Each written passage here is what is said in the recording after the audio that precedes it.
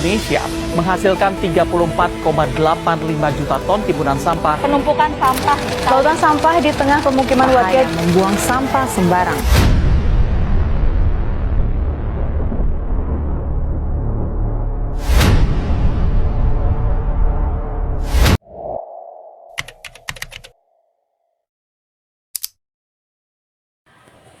Di satu sisi, mata Anda akan dimanjakan oleh hamparan hijau pepohonan yang rimbun dan birunya langit yang cerah tanpa noda. Sebuah pemandangan yang seharusnya menenangkan jiwa. Namun, tak jauh dari sana, ada tumpukan sampah menggunung yang terlihat jelas, seperti botol-botol plastik, kantong kresek berwarna-warni yang tertiup angin, dan sisa-sisa makanan yang mulai membusuk. Coba kita lihat sampah di sekitar kita. Mungkin ada bungkus permen kecil di pojok meja, botol plastik kosong di samping kursi, atau sisa struktur belanja yang terlipat di dompet. Sekilas, mereka tampak sepele, tapi coba bayangkan, botol plastik itu dulunya berisi air yang menyegarkan di tengah teriknya hari. Kini, ia tergetak sunyi, menunggu entah siapa yang peduli untuk memberinya kesempatan kedua, mungkin sebagai serat pakaian, mungkin sebagai bagian dari jalanan daur ulang. Bungkus makanan ringan itu tipis dan ringan, tapi jejaknya bisa menetap di bumi selama ratusan tahun.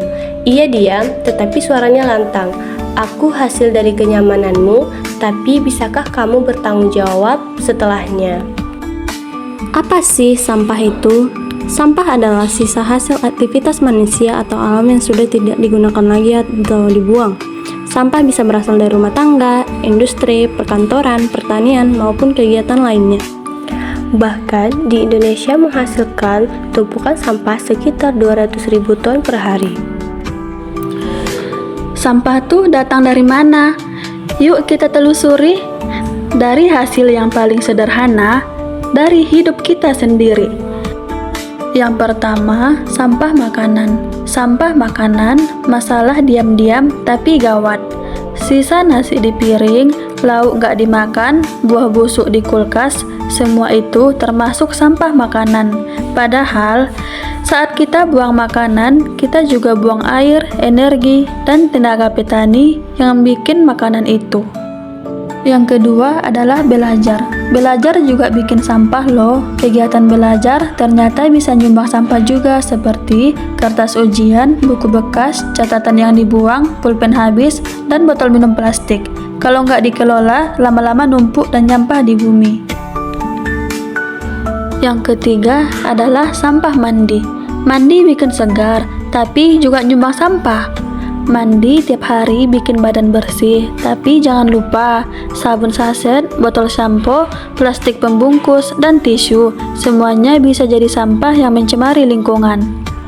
Yang keempat adalah sampah jajan. Sampah jajan kecil-kecil bikin ribet.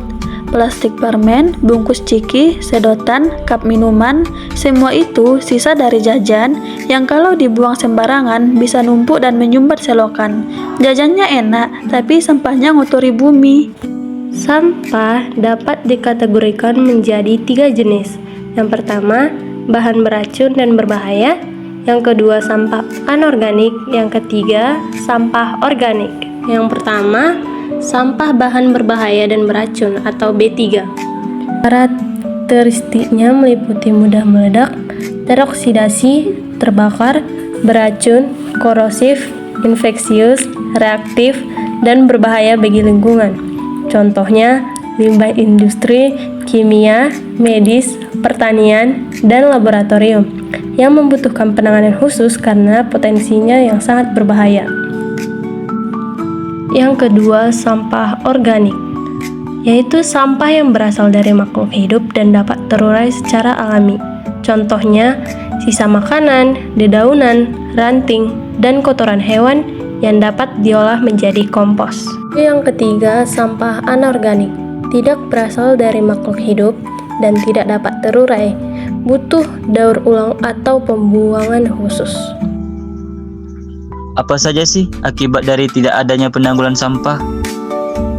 Nah, mari yuk kita bahas apa saja akibat dari tidak adanya penanggulangan sampah.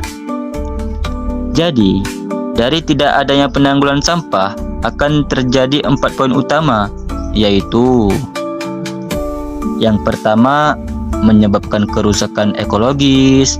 Yang kedua, menyebarkan penyakit. Yang ketiga, menyebabkan banjir. Dan yang terakhir, yang keempat, menyebabkan bau tidak sedap atau busuk.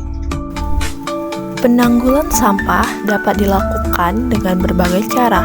Salah satu cara yang efektif dan mudah diterapkan adalah melalui penerapan prinsip 3R.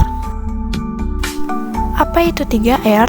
3R merupakan singkatan dari Reduce, Reuse, dan Recycle. 3 langkah sederhana ini dapat membantu mengurangi dampak sampah terhadap lingkungan. Langkah pertama adalah reduce, artinya mengurangi. Kita bisa mulai dengan mengurangi penggunaan barang sekali pakai seperti sedotan plastik atau kantong kresek. Sebagai gantinya, gunakan barang yang bisa dipakai berulang kali seperti botol minum dan tas belanja sendiri. Langkah kedua adalah reuse. Ini berarti menggunakan kembali barang-barang yang masih layak pakai agar tidak langsung menjadi sampah. Misalnya, memanfaatkan toples bekas sebagai wadah makanan atau menggunakan ulang kotak kemasan untuk menyimpan barang. Dengan membiasakan reuse, kita turut mengurangi jumlah sampah yang terbuang. Dan yang terakhir adalah recycle, yaitu mendaur ulang sampah menjadi barang baru yang berguna. Contohnya, botol plastik bisa diolah menjadi bahan tekstil. Nah, mulai sekarang, ayo kita stop membuang sampah sembarangan karena lingkunganmu tanggung jawabmu.